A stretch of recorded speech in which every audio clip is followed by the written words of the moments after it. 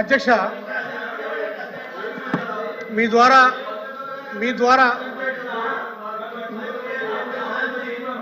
అధ్యక్ష మీ ద్వారా గవర్నర్ మంత్రి గారిని అడుగుతున్నాను అధ్యక్ష.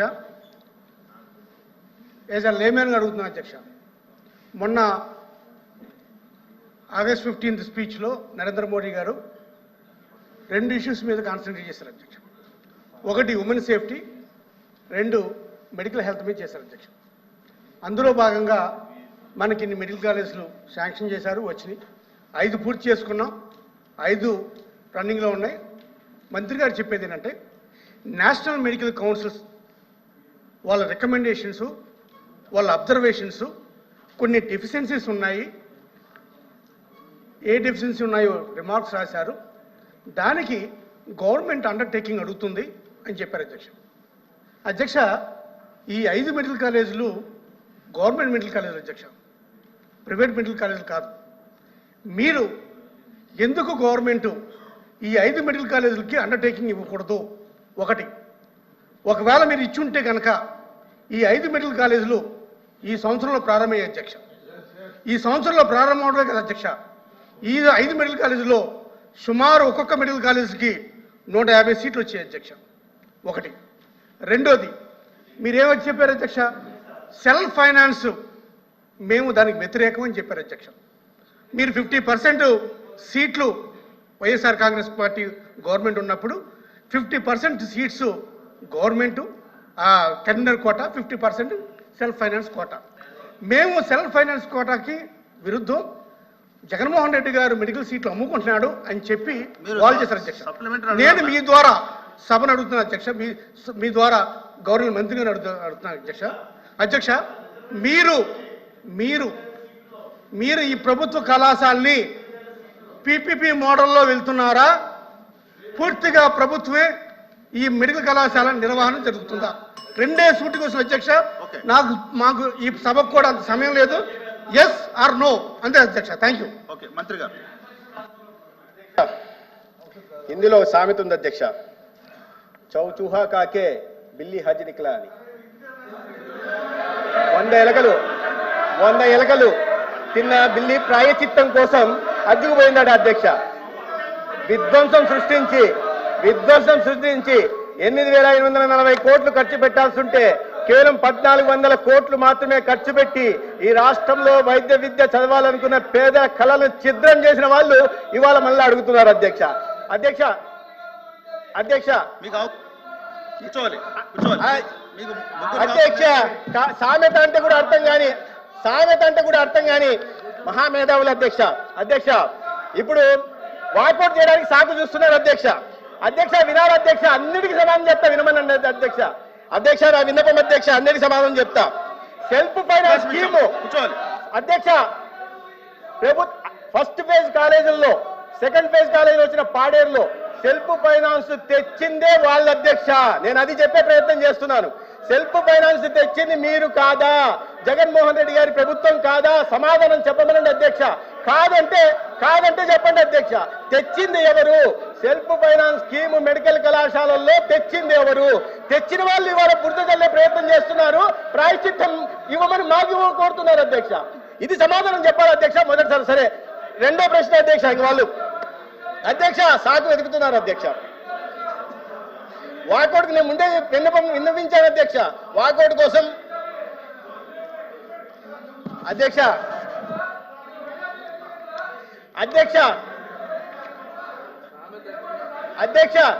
ఈ సంవత్సరం కళాశాలలు కాదు అధ్యక్ష, పోయిన విద్యా సంవత్సరానికి వచ్చిన కళాశాలల గురించి కూడా చెప్తాను అధ్యక్ష. గౌరవ ప్రతిపక్ష నాయకులు ఇక్కడ ఉన్నారు అధ్యక్ష. 500 కోట్లు విజయనగరం కళాశాలకు ఖర్చు పెట్టాల్సి ఉంటే అధ్యక్ష, 500 కోట్లు విజయనగరం కళాశాలకు ఖర్చు పెట్టాల్సి వస్తే దాంట్లో 500 కోట్లకు సెంట్రల్ ఫైనాన్స్ నబార్డు ద్వారా ఫైనాన్షియల్ టైఅప్ ఉంటే కేవలం 103 కోట్లు మాత్రమే ఖర్చు పెట్టారు అధ్యక్ష. ఇన్ని సంవత్సరాలుగా మేము ప్రజాప్రతినిధులం, అక్కడ మంత్రులం అంటున్న వాళ్ళు ఆ జిల్లాలో వస్తున్న వైద్య కళాశాల ప్రోగ్రెస్ ఎలా ఉందో చూడాల్సిన అవసరం లేదా అధ్యక్ష? 5 ఏళ్ళు అధ్యక్ష, 5 ఏళ్లలో మొదలైన కళాశాలలకి ఇక రాజమండ్రి గత సంవత్సరం ప్రారంభమైంది అధ్యక్ష. అధ్యక్ష 475 కోట్లు ఖర్చు పెట్టాల్సి ఉంటే రాజమండ్రిలో పెట్టిన ఖర్చు కేవలం 88 కోట్లు అధ్యక్ష. అధ్యక్ష పోయిన సంవత్సరం అంటే ఆ రకంగా కొరతలతో ఇవాళ రెండో సంవత్సరం విద్యా సంవత్సరం మొదలైంది అధ్యక్ష. రెండో సంవత్సరం విద్యార్థులు వచ్చి చేరారు అధ్యక్ష. విద్యార్థులు వచ్చి చేరితే రెండో సంవత్సరం విద్యార్థులకు ఇవాళ పాఠాలు చెప్పడానికి గదులు లేవు అధ్యక్ష. షెడ్లేసి పాఠాలు చెప్పాల్సిన దౌర్భాగ్యకర పరిస్థితి అధ్యక్ష.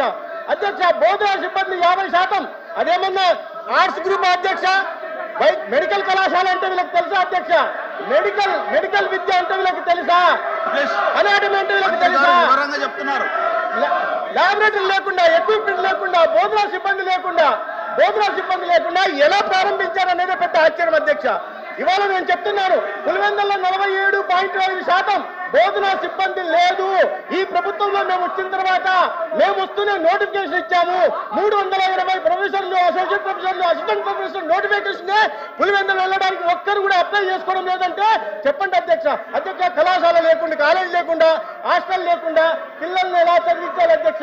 పోనీ పులివెందులు ఏమన్నా హైదరాబాద్ పట్టణం అధ్యక్ష? లాడ్జీలు ఉన్నాయా? లాడ్జీలో పెట్టి చదివించాలా ఏంది? సమాధానం చెప్పాలి అధ్యక్ష. తర్వాత అధ్యక్ష ఎన్టీఆర్ హెల్త్ యూనివర్సిటీ గురించి అడిగారు అధ్యక్ష. 400 కోట్లు ఎన్టీఆర్ హెల్త్ యూనివర్సిటీకి సంబంధించిన నిధుల్ని దారి మళ్లిస్తే మా ప్రభుత్వం, ఎన్డీఏ ప్రభుత్వం వచ్చిన తర్వాత గౌరవ ముఖ్యమంత్రి గారి ఆదేశాల మేరకు దాన్ని మళ్ళీ స్టేట్ ఫైనాన్స్ కార్పొరేషన్ కి వెనక్కి తీసుకోవడం జరిగింది అధ్యక్ష. 189 కోట్లు సెంట్రలీ స్పాన్సర్ స్కీమ్ కింద ఇచ్చిన నిధుల్ని అధ్యక్ష special assistant for capital investment మీద ఇచ్చిన నిధుల్ని కూడా దారి మళ్లిస్తారు అధ్యక్ష. కేంద్రం సెంట్రల్ స్పాన్సర్ స్కీమ్ కింద ఇచ్చిన నిధుల్ని దారి మళ్లిస్తే అధ్యక్ష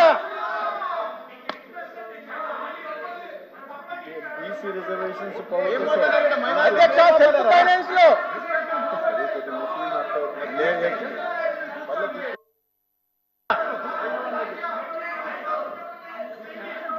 సమాధానం చెప్పలేక ఇవాళ హజ్ అని చెప్తే హజ్ అంటే మాకందరికీ గౌరవప్రదమైంది అధ్యక్ష.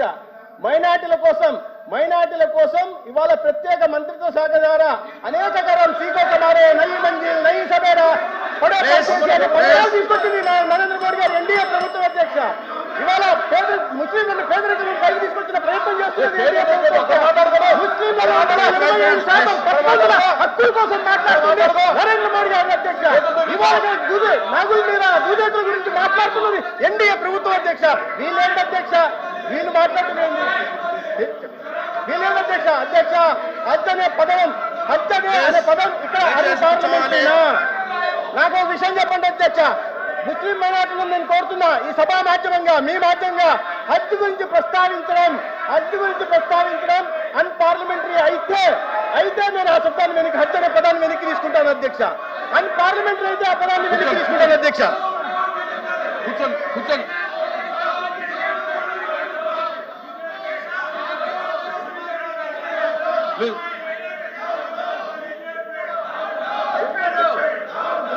అగ్రికల్చర్ మినిస్టర్ గారు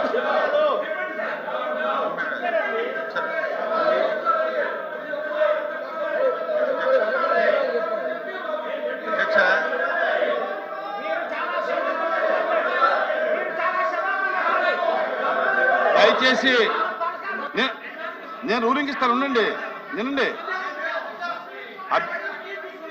అటువంటి అభ్యంతరకరమైనటువంటి వ్యాఖ్యల్ని రికార్డు నుంచి తొలగించమని కోరుతా ఉన్నాం. ప్లీజ్ తొలగించమని చెప్పు మంత్రి గారు. లేదు శ్రీకాంత్ గారు కూర్చోండి. శ్రీకాంత్ అధ్యక్ష, నేను ఒక పదాన్ని బీజేపీ మంత్రి గారు, రాష్ట్ర మంత్రి కూర్చోండి అయ్యా. మంత్రి గారు. అధ్యక్ష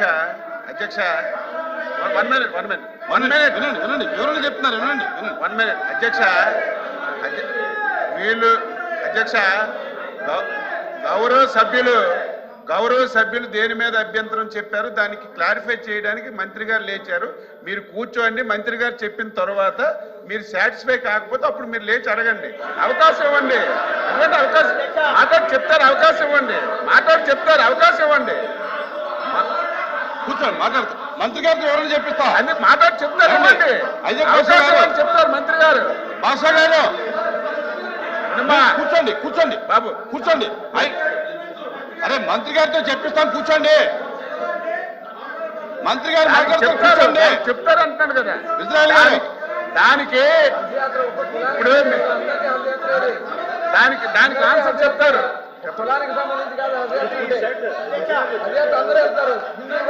మీరు చెప్తున్నారు కూర్చోండి కూర్చోండి కూర్చోండి ప్లీజ్ కూర్చోండి. మీకు కావాల్సినవి కూర్చోండి కూర్చోండి మాట్లాడుతున్నారు కూర్చోండి.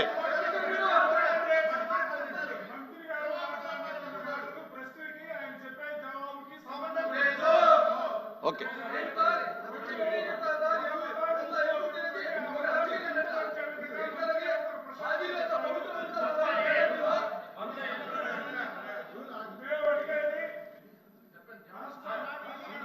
అరే ఒక్కడు మాట్లాడతారా 10 మంది మాట్లాడతారా?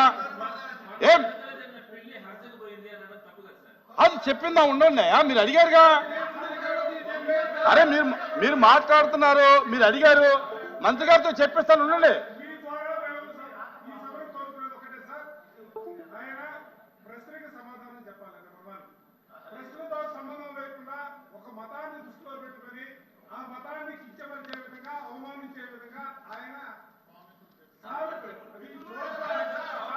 అరే అరే మాట్లాడుతున్నారు కదా ఆయన.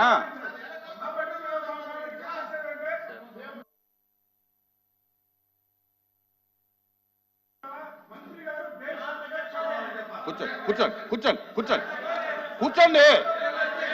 అరే కూర్చోండి అయ్యా కూర్చోండి. మీరు మాట్లాడకండి. వినవయ్యా ఉండవయ్యా మంత్రి గారు అరే కామ్గా ఉండండి ఒక నిమిషం. మంత్రి గారు మీరు అధ్యక్ష వినమ్మా మీరు కూర్చోండి. అది పద్ధతి కాదు కదా. కూర్చోబెట్టండి అధ్యక్ష చెప్తారు. కూర్చోమని చెప్పండి. మీరు కూర్చోమని చెప్పండి. వినండి దయచేసి వినండి. మీరు కూర్చోండి. మంత్రి వినండి అయ్యా నా డిస్కస్ చేయకండి. వినండి ముందు వినండి. మీరు నచ్చకపోతే మళ్ళీ మాట్లాడండి. శ్రీనివాస్ గారు వినండి. మంత్రి గారు వినండి.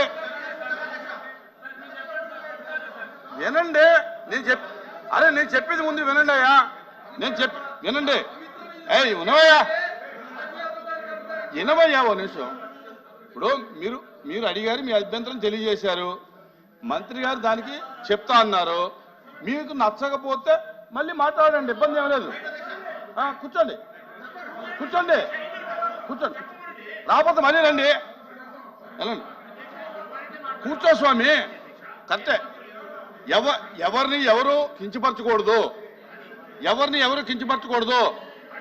దయచేసి అటువంటి కించపరిచేటువంటి వ్యాఖ్యలు కానీ అభ్యంతరకరమైనటువంటి వ్యాఖ్యలు ఉంటే రికార్డుల నుంచి తొలగించండి. దీని మీద మంత్రి గారు వివరణ చెప్తారు. చెప్పండి. అధ్యక్ష సెల్ఫ్ ఫైనాన్స్ స్కీమ్ గురించి వాళ్ళు అడుగుతుంటే అది వాళ్ళ ప్రభుత్వంలోనే వచ్చిందనే విషయాన్ని నేను చెప్పే క్రమంలో భాగంగా తెలుగులో కూడా ఒక సామెత ఉంది అధ్యక్ష. 100 ఎలుకలు తిన్న పిల్లి కాశీ యాత్రకు పోయిందని. అదే సామెతని హిందీలో కూడా సామెత ఉంది అధ్యక్ష. అది వీళ్ళు ఇంటి పొరపాటు తప్పులు చేసి ఇవాళ మాట్లాడుతున్నారు అధ్యక్ష. అది చెప్పే ప్రయత్నం. కాశీ యాత్ర అనే పదం అన్పార్లమెంటరీ అయితే నేను వెనక్కి తీసుకుంటాను అధ్యక్ష. హజ్ యాత్ర అనే పదం అన్పార్లమెంటరీ వాళ్ళు అంటుంటే హజ్ యాత్ర అన్పార్లమెంటరీ పదంగా ప్రతిపక్షం అంటే మాత్రం ఇవాళ ఈ దేశంలో ఉంటున్న 20 కోట్ల మంది ముస్లిం వాళ్ళకు క్షమాపణ చెప్పాలి అధ్యక్ష. హజ్ యాత్ర పవిత్రమైన యాత్ర ఏ రకంగా అన్పార్లమెంటరీ అవుతుందో వాళ్ళు చెప్పాలి అధ్యక్ష. హజ్ యాత్ర అన్పార్లమెంటరీ ఏ రకంగా అవుతుందో చెప్పాలి అధ్యక్ష.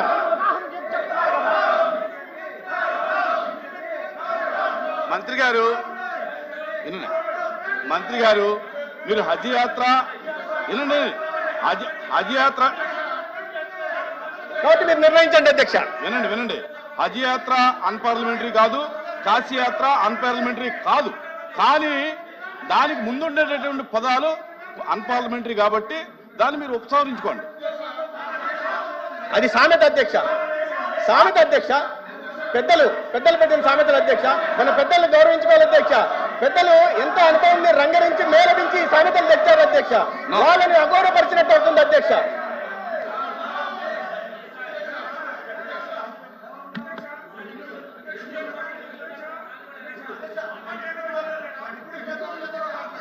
మీరు ఎవరైనా ఒకళ్ళు మాట్లాడండి స్వామి, అవకాశం ఇస్తే ఒకళ్ళు మాట్లాడండి. మీరు మీరు వినండి అప్రెడ్డి గారు వినండి. మీరు ఇక్కడ మీరు పోడియం దగ్గరకు వచ్చి యాత్ర కానీ హజ్ యాత్రలో ఏదైనా అన్పార్లమెంటరీ అనిపిస్తే వాటిని వెనక్కి తీసుకోవచ్చు అధ్యక్ష. చెప్పారు కదా అధ్యక్ష. వెనక్కి తీసుకుంటానని చెప్పారు.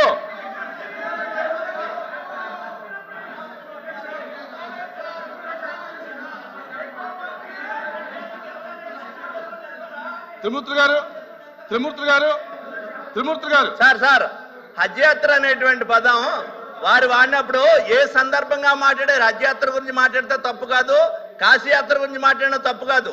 కానీ ఆ మాట్లాడినటువంటి పదాల్లో మాత్రం సందర్భం అయితే మాత్రం ఖచ్చితంగా ఆయన ఏం చెప్తున్నారు? 100 హత్యలు చేసినటువంటి వాళ్ళు హజ్ యాత్ర పోయి అంటే హత్యలు చేసినటువంటి ముస్లిం సోదరులు మాత్రం ఒక మతం గురించి గుర్తు చేస్తున్నా అధ్యక్ష. కుటుంబం ఆత్మహత్య చేసుకుంది అధ్యక్ష. అవన్నీ వాటిని ఉటంకిచ్చారు అధ్యక్ష. ఆయన చేసిన వారు చెప్పవలసినటువంటిది ఈ రాష్ట్రంలో ఉన్నటువంటి కాలేజీ డిప్యూటీ చైర్మన్ గారు